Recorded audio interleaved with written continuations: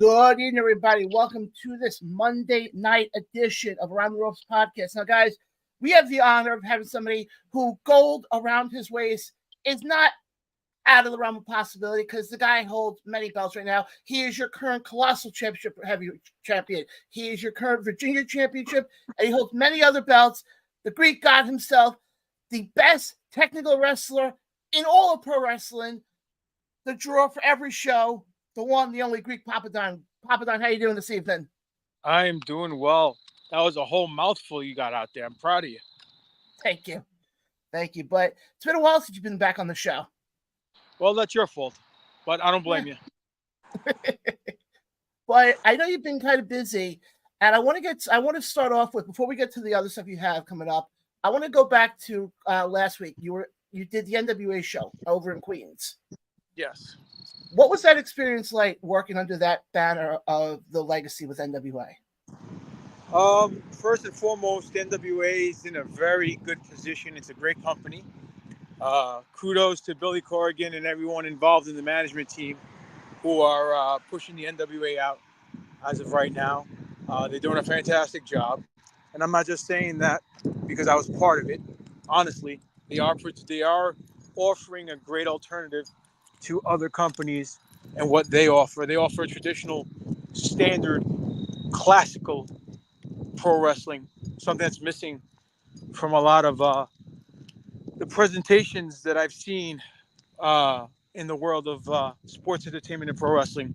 But it was a great time in Queens. Great crowd, sold out, great matches, a lot of talent in the locker room, both male and female, and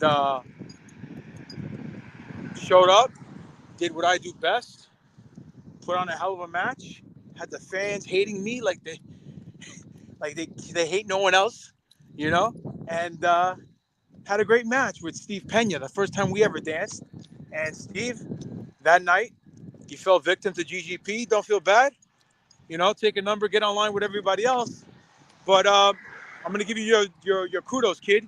You're very talented. And you have a bright future ahead of you if you keep your head on straight and your nose clean. And I see nothing but good things for Steve Pena. I see a lot of good things for GGP, and I see a lot of good things for the NWA. Not the first time I wrestled with them. I did the Philadelphia 76 show where I wrestled Soda Pop. That was great. And then I wrestled with the NWA prior many times, either with regional promotions like Cyberspace when it was NWA Shockwave. Actually, here's a little knowledge for you. I was the last NWA Shockwave heavyweight champion and last NWA Shockwave internet champion. Also wrestled for the 10 pounds of gold in New Jersey in a 9-way with such people like Tony Nese, Damian Wayne, and Kahangas won the title that night, the Tokyo Monster. So, you know, GGP and the NWA obviously have a history. Will it continue to have a future? I hope so. Everyone's been hitting me up, asking me what's going on with me in the NWA. And again, I said this before. I'll say it again. The NWA claims to be about tradition and history. You can't present tradition and history in professional wrestling without any representation from the land that started it all. That's Greece. And what you're looking at right now is Greece's best export when it comes to professional wrestling. And if Billy Corrigan really wants to make some great television, GGP should be part of the future. I definitely agree, and I think I was at the show they did the next night in Long Island in Melville, and I definitely agree with you. I think the NWA is definitely becoming the alternative to what we're seeing right now with the other companies. Well, let me phrase that it's becoming the best alternative, in my opinion. Oh, I 100% agree, and compared to what we're getting with these other companies, and again, I agree with you also. Hopefully, there is a bigger future for NWA, and hopefully it means they're going to be doing like weekly shows on the road, like we're seeing right now with NXT for WWE. Well, the only difference is budget, I guess. Yeah, no, You know, I get that, but just like so just like GGP, the NWA only needs one opportunity. I guarantee they're going to hit home run. I completely agree. Now I know you've been wrestling for a long time now, but when the opportunity came, because you mentioned before you did the 76 show at the 2300 Arena. Yep. Deep down, were you kind of sitting there going, okay, I'm actually here for such a historical night? Because I think it's the first time NWA had been back in that building in almost 3 decades. Well, that night itself was a great night just in general. 76th anniversary of the NWA. I mean, that itself is historical. 2300 Arena, former ECW Arena. I've wrestled in that building many times for many federations. So to me, it's just another building. There's a lot of history in that. Let me not downplay it, but it's still not my favorite building to wrestle in. One of them, maybe top 10, but it was definitely a great night. And that night, I had an opponent. Soda Pop is his name. Good kid, very talented. Was trained by Rodney Mack and Jazz, so that speaks for itself. And we had a good match. And I got nothing but great feedback from everybody in the back. And maybe it leads to something, maybe it don't. You never know with this business, But hopefully it does. You mentioned before that being in the 2300 is in the top 10 buildings that you've wrestled in. What is your favorite venue that you've wrestled in? The old Elks Lodge in Queens.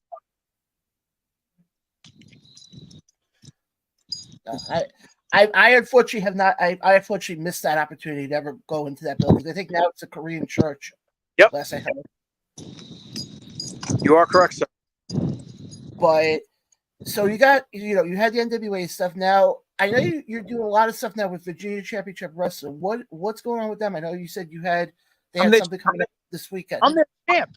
I'm the VCW heavyweight champion. That's what's going on. I'm the greatest champion they've ever had because let's just look at it. Not even the great or professional wrestling, promo type of BS nonsense. Every time they put GGP in the main event, they sell out quicker and quicker, and the tickets go faster and faster. And this week, on the 12th, I'll be in Virginia, and I will make history because it took me some time to get an opportunity for the championship. Maybe the former champion, well, not maybe, definitely former champions were all scared to get in the ring with me because they know they couldn't hang. But I'm not going to make their mistake as my mistake because, let's face it, anybody can win a championship. What you do with it cements your legacy. So I'll make history that give open challenge. It's the Trials of Olympus Open Challenge. Come one, come all. I don't care who it is. It could be a former WWE guy, former TNA guy, for any people on TV right now. They want to come, show up. I'll outwork them, out wrestle them, and then retain my championship, my title, and make history, just like the Greeks do every single time I step in that ring. And like you've been doing your entire career. Exactly. Smarter than you look, sunshine. Thanks. I also know, because I know the title's on the line next Saturday, actually, for Battle of the Burn. I actually have the graphic right here. As you're set to take on Crowbar. You put on the Colossal Championship title. And I know in a previous video, myself and DJ Storms had you on, and you said you wanted to put all 4 titles on the line because you were that confident. Yes. Can you just go into that a little bit more? Well, listen. There's certain people in this business that live that. Hold on a second. Apollo, don't growl. I'm walking my dog, so don't mind me. Come on, buddy. There's certain people in this business that withstand the test of time, and Crowbar is one of them. Me, and I mean myself included, and people like Homicide and Stevie Richards fall into that wrestlers that are timeless. But point being is Chris and I, Crowbar, have never wrestled. We've been in a million shows together. We've never had a match. We both want this match because I'm a fan of his and he's a fan of mine. And every time this match came up, for some rhyme or reason, either he was booked somewhere, I was booked somewhere, he had family obligations, I had family obligations. It's just we couldn't get the match, off the ground or out of the wish list. Well, on the 19th of October, we're going to make it happen for real this time. And the only reason why I said I'll put up all 4 of my titles, because I'm the current VCW champion, CCW champion, Colossal Championship Wrestling, VCW being Virginia Championship Wrestling, for those wrestling fans out there that don't know what I'm talking about. I'm also the current Ronin Heavyweight Champion and the current Alpha Championship Wrestling ACW Heavyweight Champion. Now, the last 2 promotions haven't run shows in quite some time since COVID, for whatever reasons, but I still have the championships, defending them here and there whenever I get an opportunity. So the only reason I would put all 4 championships on the line is because I respect Crowbar that much, and he's worth 4 championships. So that was just a nod to the hat to Crowbar. So if that was to happen, and obviously it's not going to happen, we're only going to do the Colossal Championship Wrestling Heavyweight Championship. But regardless of the fact, no matter if it's 1 belt, 4 belts, a million belts, the people at the end of the day are the ones who are winning in this situation, because they're going to see history.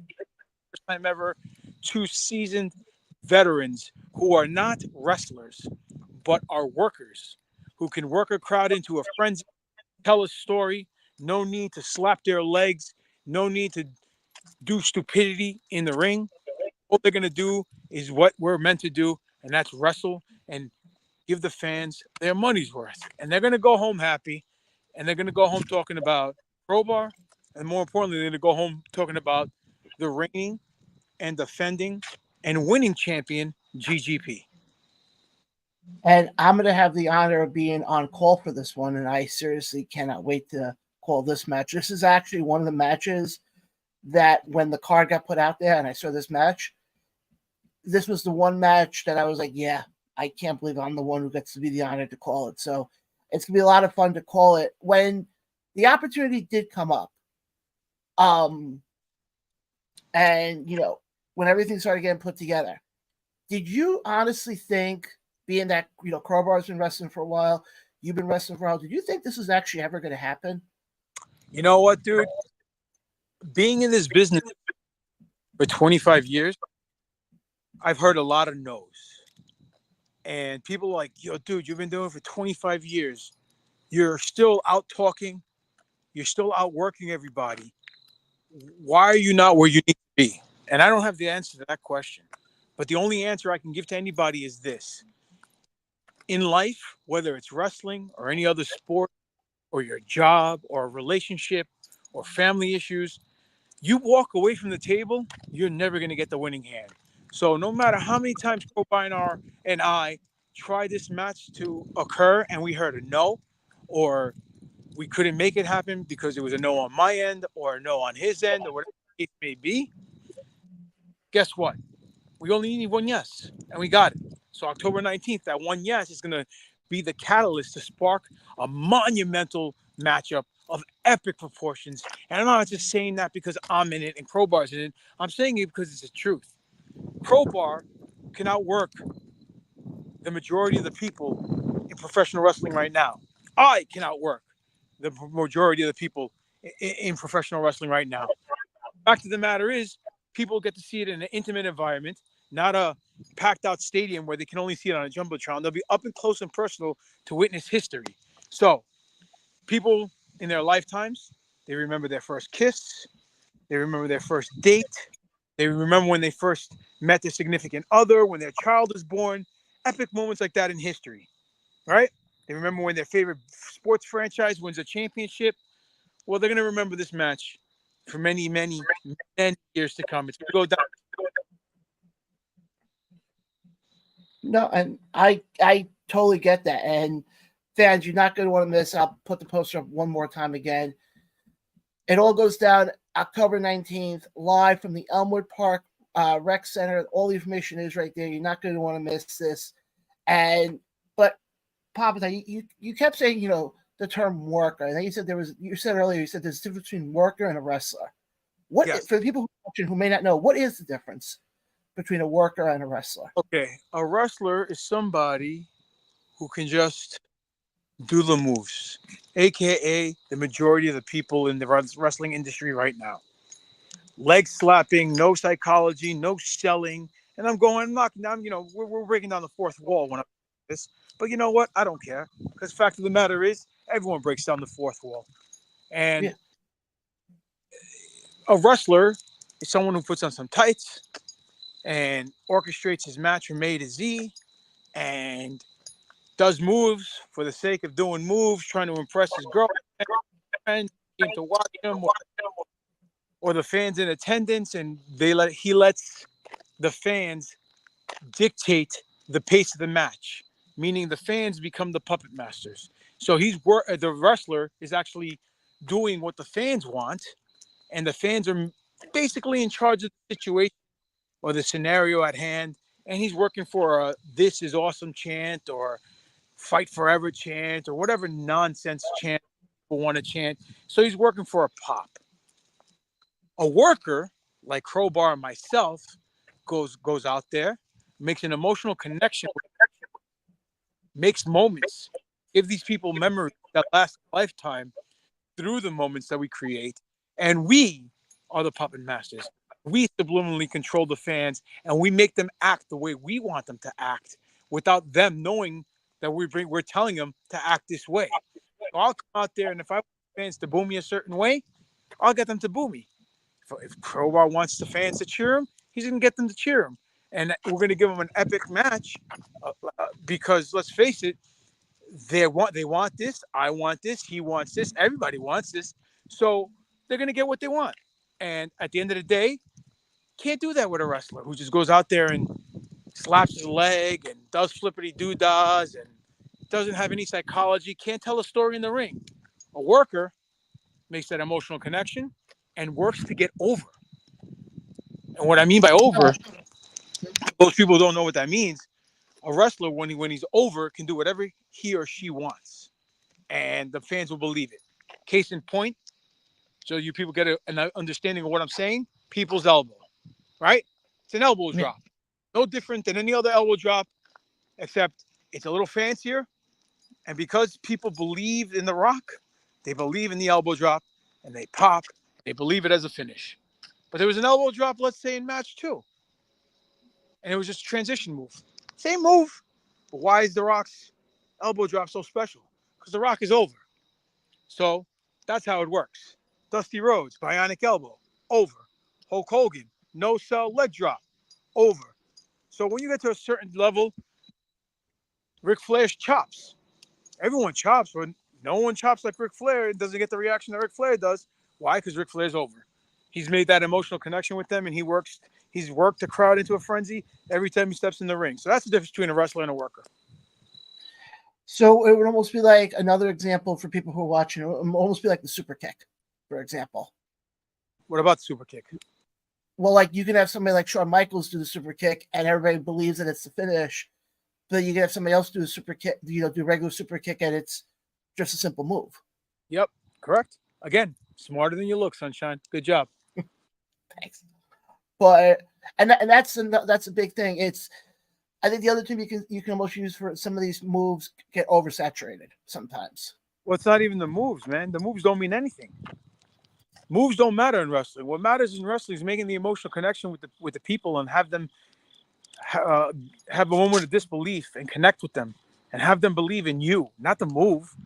You know what I'm saying? Jim Cornette said the perfect analogy. When you're walking down the street and you see two dogs having sex, first time you see it, you're like, oh my God, these two dogs are having sex. This is incredible. I've never seen it.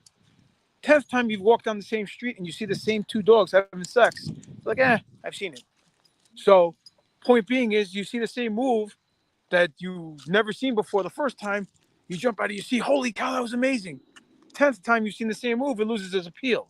So, as a professional wrestler, aka a worker, Your job is to put your opponent over. Meaning, I'm sorry, is to get your opponent over while you're getting yourself over at the same time, and getting the storyline angle and match over at the same time. But the storyline slash match and your opponent is your number one priority while you're subliminally getting yourself over in the meantime and in between time. So, with that being said, when you go out there and you just work for a pop from the fans because you did a fancy move, by the 10th time you do that move, guess what? You didn't work to get your opponent over, so you didn't do your job. You're not over because you didn't get your opponent over. You didn't get the match over, and the move isn't over anymore because it's been watered down. They've seen it 10 different times. They've seen it 10 times already. So at the end of the day, you're just peeing in the wind, and no one's over. And that's bad business. No, and I get what you're saying, because you see that, and not that I want to bring this into AEW, but you see that a lot with AEW when you see a lot of these guys and they try to do 800 super kicks, and it's like, you do it the first time, okay, great, but problem is the super kick, and I go back to super kick. A lot of these moves have been over, but I have been overdone, I think is the way I want to phrase it. Has been And I agree with what you said. Yes. Listen, the only people who could do super kicks throughout the whole match and still get a pop every time they do it is the Young Bucks, because they made it their gimmick. They broke the code on the Matrix and they made it work for themselves, which is a kudos to them. And the funny thing is, people like to talk trash about the Young Bucks, but I've wrestled the Young Bucks and they know how to work. They don't. They just know how to work smart. They got something. They made it work for them, and people bit, and they blew up from it, and they got super popular, and they like I said, they cracked the code of the Matrix. So you can't knock the hustle. You know what I'm No. saying? But at the same time, 99% of these people who are not the Young Bucks trying to emulate what other wrestlers are doing, like the Young Bucks and everybody else, they don't know how to work. So that's the problem. They're just doing moves for the sakes of moves because they think it looks cool, but it doesn't make any sense. And when it doesn't make sense, it don't make dollars. I don't know if you heard that term before, but I, I have, good. and I that's one of the things I look at as, and yes, obviously I'm coming from a fan's perspective, but like I'll go to shows a lot of times and I'll watch it because of the fact that I've been doing the show long enough and I've spoken to a lot of wrestlers and I kind of learned, and not what I don't want to sit here and say that I'm trying to become, want to learn all the ins and outs of the pro wrestling world, but like I'll go to a show and I'll watch even like a regular indie show, for example, and I'll watch and I'll go, okay, the match was good, but what was the story and the transition from this move to this move? Yeah, but you also have to realize it doesn't matter what the transition from one move to the other move. It's the overall arcing story of the match. You have a good guy and you have a bad guy, and the bad guy gets out wrestled by the good guy and has to cheat in order to get on top of the world. And when he's kicking the crap out of the good guy because he cheated to get there, he's the king of the world and no one can touch him until the good guy starts coming back. And then after that, you have a finish, or you have a few false finishes depending on the place in the card and what the angles and the storyline is. And case in point, it's the same story. It's David and Goliath. It's good versus evil. It's God versus devil. It's Lex Luthor versus Superman, Batman versus Joker, Spider-Man versus Venom, you know, X-Men versus Magneto. It's been happening since the dawn of time. It's the same damn thing. You can't reinvent the wheel. But the problem is people don't realize that. They're too they're too they can't, all right, put it this way. The majority of the people in professional wrestling today, they are trying to run before they learn how to walk. And learning how to walk is learning how to get your opponent over and tell a story.